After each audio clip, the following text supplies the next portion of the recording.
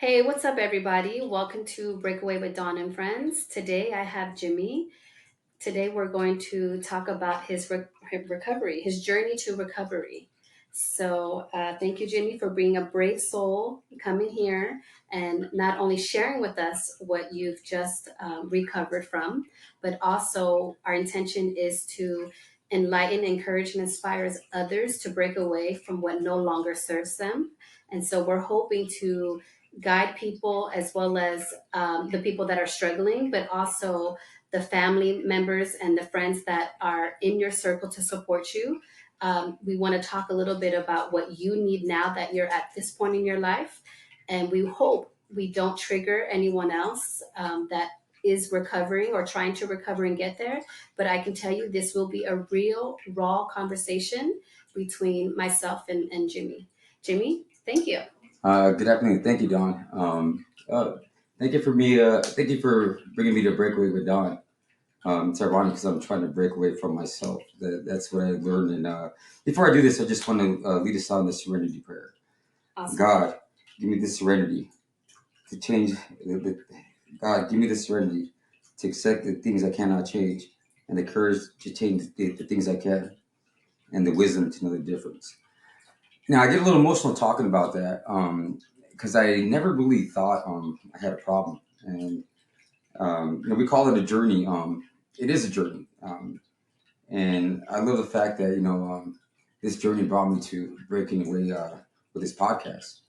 Because sometimes we're scared of ourselves, and breaking away with myself has led me to understand who I am. And just to give you a little insight,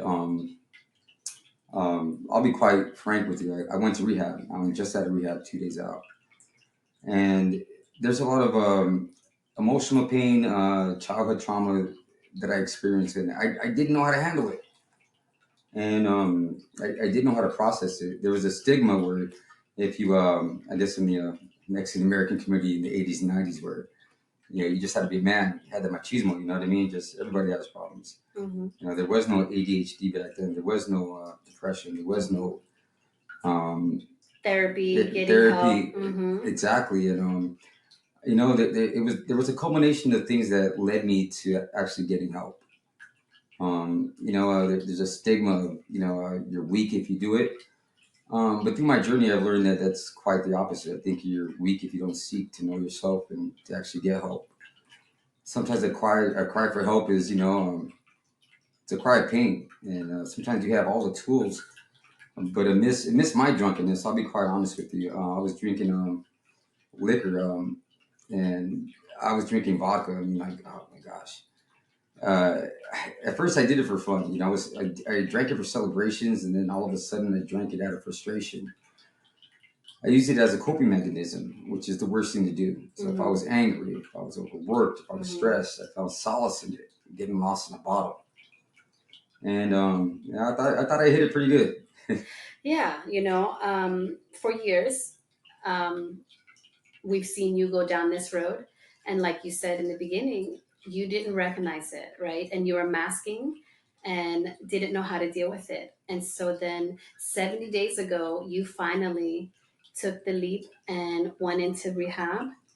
Or is that what they call it, right? Or is it called something else? I actually went to detox first, and to give you a little background, this was my third time in detox, and the first few times I did it because I didn't do it for myself. I did it for family. And I did it for the wrong reasons, and I did it to appease other people, thinking that I'd get better, neglecting the fact that I'm supposed to help myself prior to helping everyone else. And it goes a long way because I'm a cancer in my. For instance, I'll give you a classic example. They gave me an actual whenever you had a job, at a corporate job, they give you this kind of I forget what it's called, but pretty much they give you an evaluation on your personality. Mm-hmm. Now I'm a consult. I love to help people. I help everyone else before I help myself. Mm-hmm. And I didn't realize that um, whenever I did that, I didn't do justice for my mental health and my mental well-being. I didn't take criticism well because I felt like I was helping everybody else. So if I helped you and you told me something, even though I needed to hear it, I kind of felt like, well, what about you? Which is the wrong thing to do. Yes. I mean, because I think my addiction was worse than the other person, the other person's addiction. If I yelled it out, and I think, in my opinion, it was just me screaming out for help. Right. And when I didn't get it, I just, I became a hermit. I just started to self medicate, and you get lost in translation. You just start losing integrity. You start lying, building lie after lie. And I thought I was okay. I thought I could handle it. I thought I was good. And even when I didn't, even when I didn't feel good, I still thought I was masking it. Mm-hmm. I thought that nobody knew. Right. I was Yeah. on, I was on the inside looking Yeah. out, not on the outside looking in. Right. And Yeah, and one of the main reasons why I want to have this conversation is it's not just because you're on this great path now and you have yourself back, right? But it's to also educate those of us that are in your world trying to support you, right? I think that people think they're supporting you and they think they're helping you, but they're taking the wrong approach, right? And I think you learn that in there. So I would like to also, have this message to people like us that are supporting you, right? So considering that you did pick up some bad habits with masking and lying and all the things that you were doing, but you did therapy and now you do see it on the other side. yeah, and to touch on that subject, but I'll tell everybody out there, if you see someone that has an addiction, whether it's with, I mean, honestly, whether it's with food, sex, dope, alcohol, gambling, Mm-hmm. if you've never been through the ringer, if you've never actually experienced it, the last thing you could do is say, just stop drinking, just stop gambling, Just stop don't being a do it. degenerate, just Yes. stop fucking shooting dope. Because if you haven't been through, that's the worst thing you could say to somebody. 'Cause don't you think that somebody doesn't want to? You think that people want to wake up dope sick, or wake up fucking throwing up vile because they're alcoholic, or pretty much throwing away their whole mortgage and taking money out the bank and disappointing their family, being a degenerate gambler? No, they don't want to do that. It's a disease, and sometimes when you don't have that perspective, you haven't been through that. Sometimes, you know what? Uh, Give it a soft approach. Don't tell somebody just to stop drinking, gambling, etc. Try to figure out what's at the root of the problem. Mm-hmm. Maybe give a soft topic, and just say, "Hey, what's going on?" I wish somebody would tell me what's going on, Mm-hmm. instead of saying, "Hey, Mm-hmm. stop fucking drinking," Right. because That doesn't help. That it, doesn't. It's not effective for you, right? It does nothing for it you. does nothing for me. And there's an old saying that when they do that, it's like, okay, fuck it, I'm gonna show you. You know what I mean? And I've done that before. I've done it before because I built resentments when people would tell me that, if you know I'm struggling, and if I know that you've been in a certain field where you know that I'm struggling, the last thing you should do is to tell me to stop when you know that I'm trying to stop. I Mm-hmm. mean, get me help. Don't give me criticism, and Mm-hmm. don't beat me down. Don't kick me down when I'm on the floor. Mm-hmm. There's a certain approach. I mean, words mean a lot. Mm-hmm. I mean, they do mean a lot. And Yeah, they do carry weight. So from therapy, what would you think that was your big? Oh my goodness, or like your big what is that? moment of clarity. Clarity. Thank you. Yes. Actually, I didn't get that through therapy. I actually got a moment of clarity when like prior to going to detox, I actually had 3 days of soberness, and seeing how much people wanted me to go to detox, and seeing my nephews and nieces, I actually saw I actually spent a weekend with my father as well prior to that, and I seen the destruction that I'd done. I was a locomotive, and I left a whole shit of debris on the side, and just having like 3 days of sobriety, I mean, it cleared up my mind, but not to the point of when I went to therapy. So I ended up going to detox. Go to detox, and I got clean, but I mean, you have no idea how much I just wanted to get out of there and just repeat the same pattern. Mm-hmm. Um, but when I hugged my niece and my nephew, the kids, Mm-hmm. I wanted to be that uncle again, and there was a lot of shame and guilt. Didn't know how to process it, so I didn't run away from detox. I went to a program which is called the Phoenix House. I did the steps. I got therapy, and sometimes I wanted to leave in the first 2 weeks. It's the most critical phase. But then I actually realized I can't run away from my past, and I can't run away from my shadow. Mm-hmm. It's always going to be there, and I can't be ashamed of my shadow. Mm-hmm. My shadow brought me to where I'm at now. The moment of clarity that I had was when I got rid of my guilt. And I remember the first couple of sessions I had in AA, I was just so emotional. I was just so raw. Mm-hmm. And I went to therapy the next week and talked to my therapist, and he actually he gave me the tools that I have now, and I got rid of the guilt. I got rid of the shame. I got rid of the lying. I realized how much of a piece of shit I was in there, but I was in rehab with a bunch of pieces of shit. So, But you know, you say that, right? But you're putting yourself down, and I know your behaviors was that way, but that's not who you are to your core. And we talked about this before recording this podcast, and what I really appreciate him reminding you that at the end of the day, you're human. We are all human, and I think this is what people forget. The people that are outside looking in, they forget because they're so caught up in what they see, and you crying out for help, and they don't realize that. And you are human, Jimmy. You know, yeah, like and honestly, let me take that back.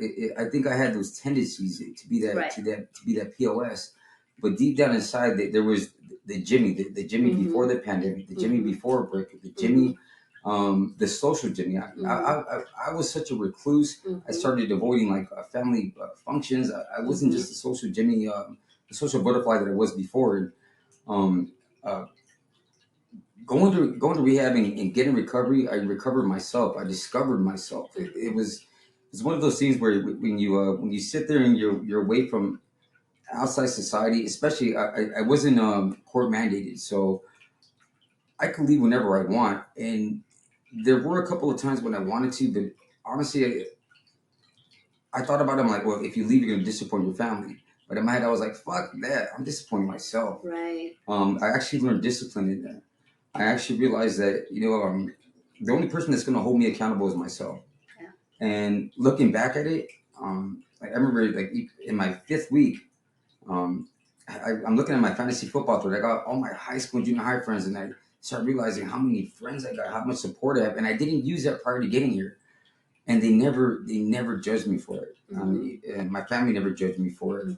Um, and when you see other people going through what I went through, and they have nothing, and you know what I mean, they're looking for a way out, and they don't have they don't have what I have. I actually felt more like a POS. I felt even worse. Like, I mean, that's how lost I was in the midst of my addiction. And but I didn't beat myself over it, because I am human.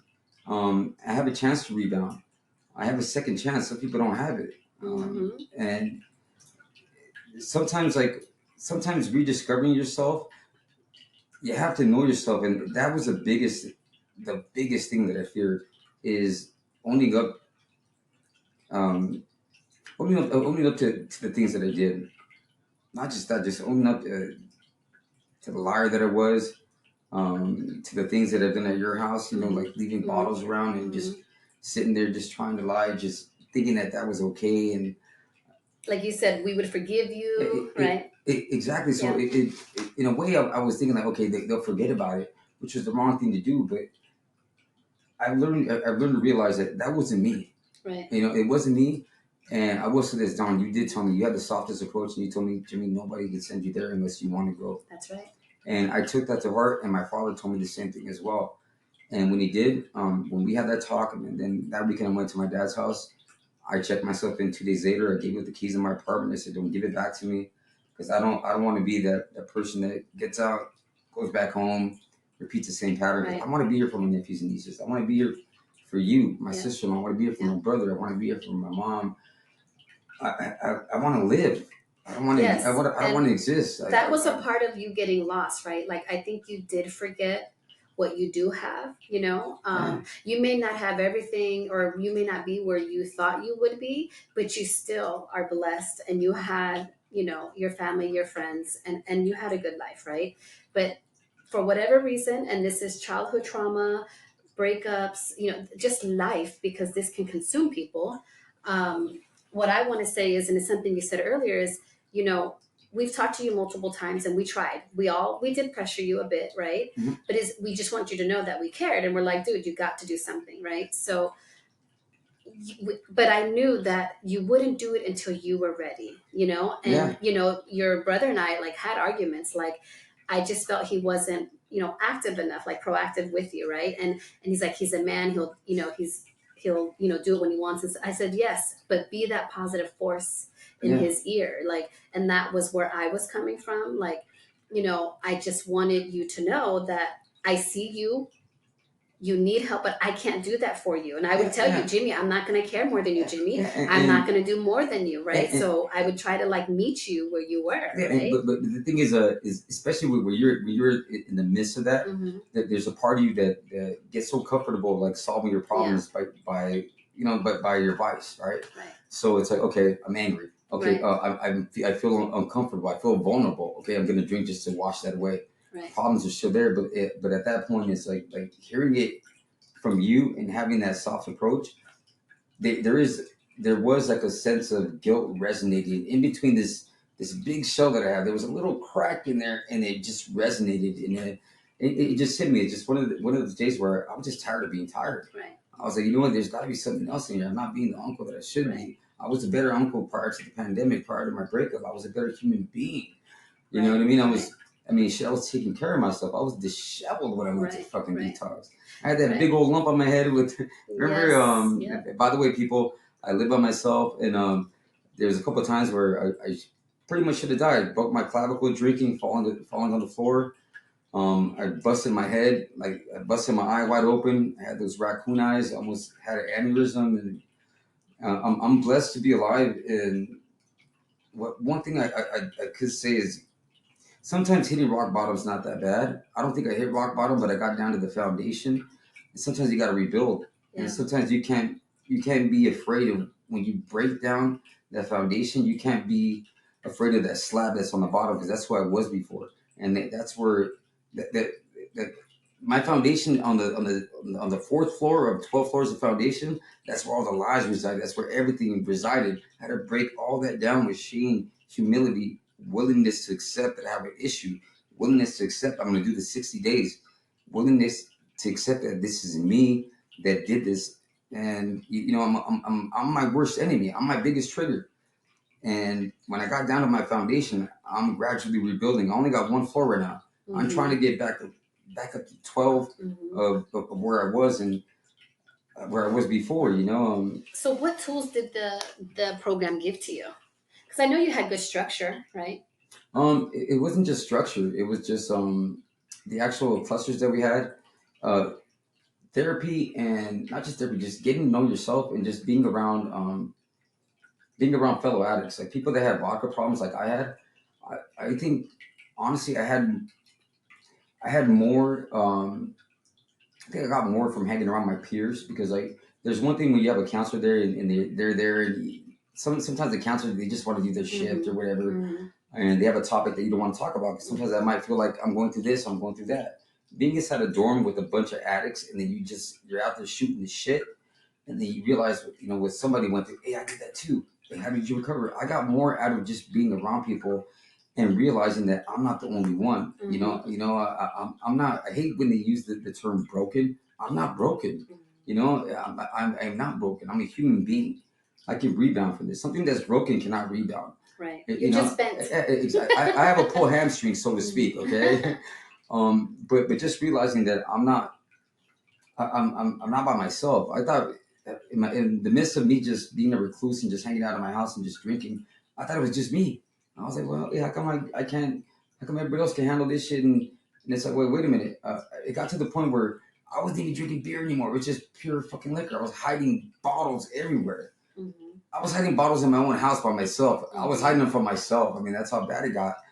But I realized that I think that the tools I got out of it was structure, accountability, humility. I mean, Mm-hmm. telling people what I'm doing right now, it's humbled myself. Mm-hmm. I'm so prideful and I'm just so reluctant to expose myself. Maybe that's a cancer in me. But humility has taught me a lot. It's just being willing to accept that, hey, I can be vulnerable. Hey, I'm not perfect. And if there's anybody out there that can hear, or they can even relate 1 second. I mean, for one thing that I said, maybe it'll help them out. Maybe it'll help them get help. Sometimes you can't do it by yourself. I thought I could do it by myself, Right. but you know, sometimes you got to heed advice from people that you might say they don't know that, they don't know that. Well, shit, I thought about it. I'm like, what? You know, Dawn, she knows about it because you know what I mean. She grew up in a certain environment. You know what I mean. And it made me realize, holy shit, so did I.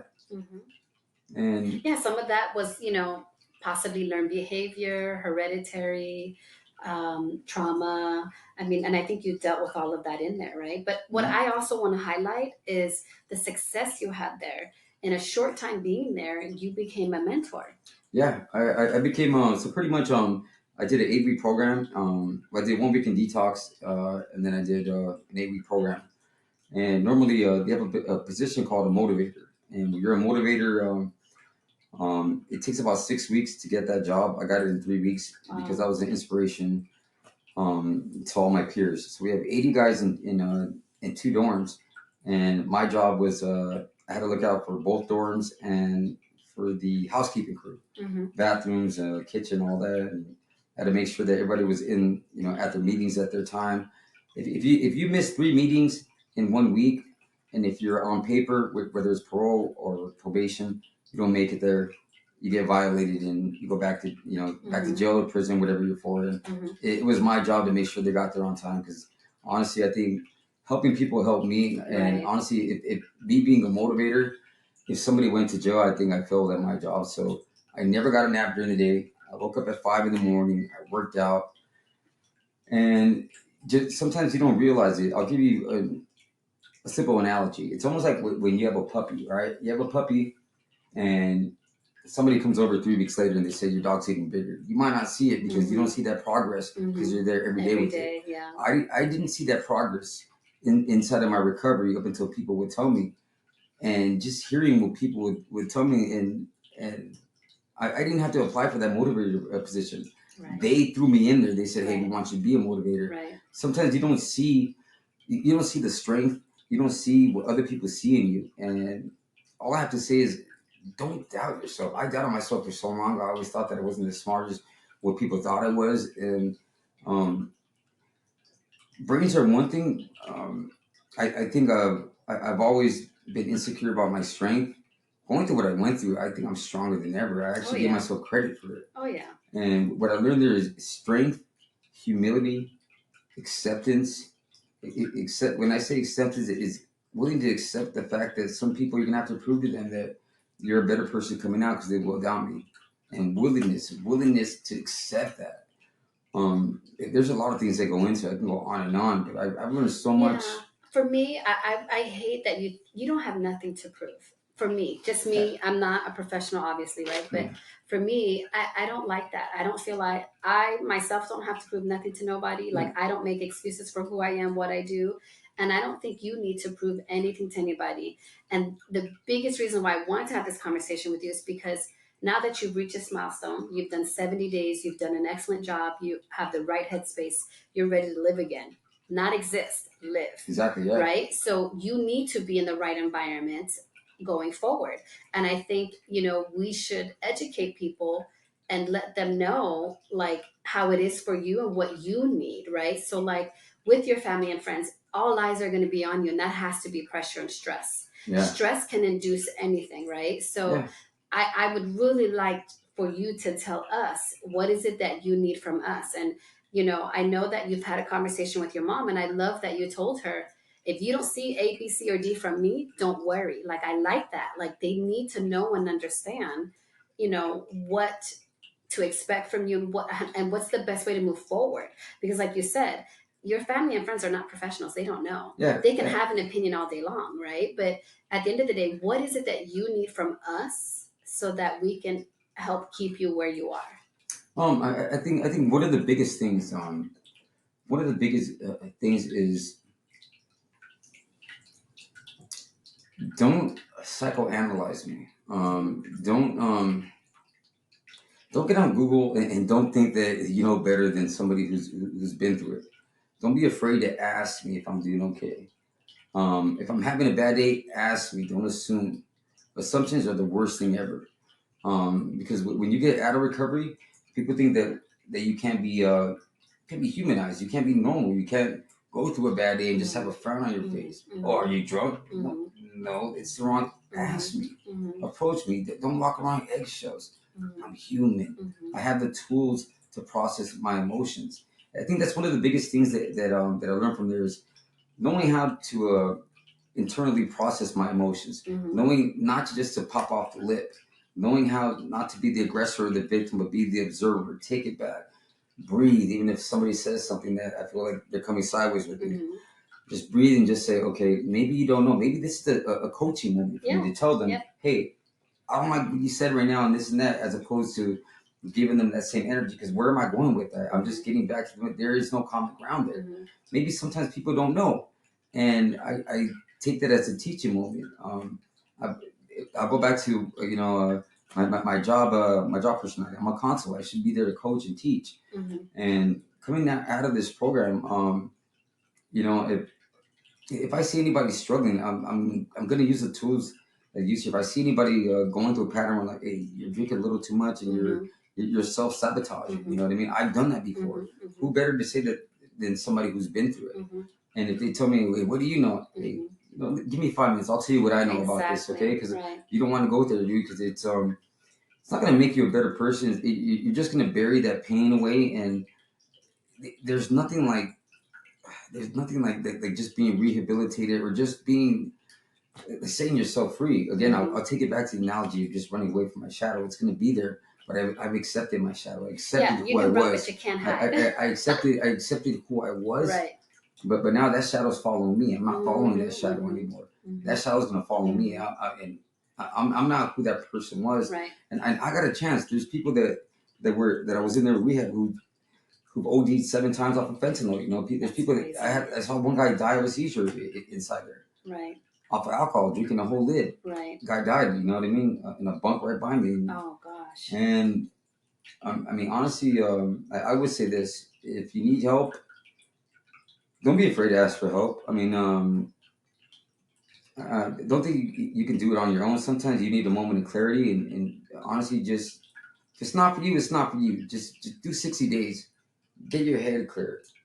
At that point, you're going to realize how close you were to pretty much severing certain relationships and people just being tired of you and just making you that guy. I got a chance to actually rebound and have people believing in me. And I see people in there where nobody believes in them because they're third and fourth repeaters. They're back and forth, and they get used to it the same way that a convict gets used to going back in jail. 3 meals in the cot. It's the same shit. Right. You don't want to do that. No, but I do want to say that there will be more on this. We will have more conversations. You've only been 2 days out.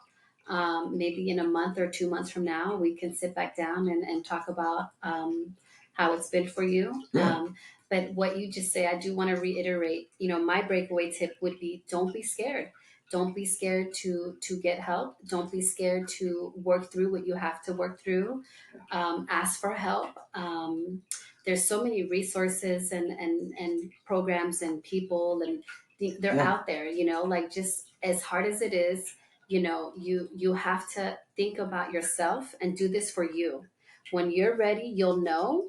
And do this for you because you are worth it. You are valued. You are, you know what I mean? And I know that if you're going through it, you don't see that. But everyone here is for a reason and a purpose.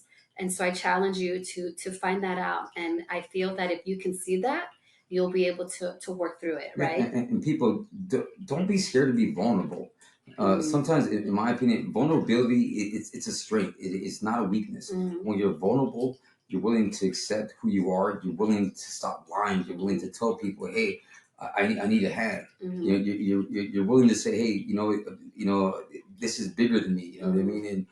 And if anything, I have no shame. I let go of the guilt. I let go of the shame. I know my family loves me. I got a second chance at this, and I'm still a work in progress. I by no means am I a fixed human being. But you know what? that one day at a time shit, bullshit. Sometimes it's 30 minutes at a time.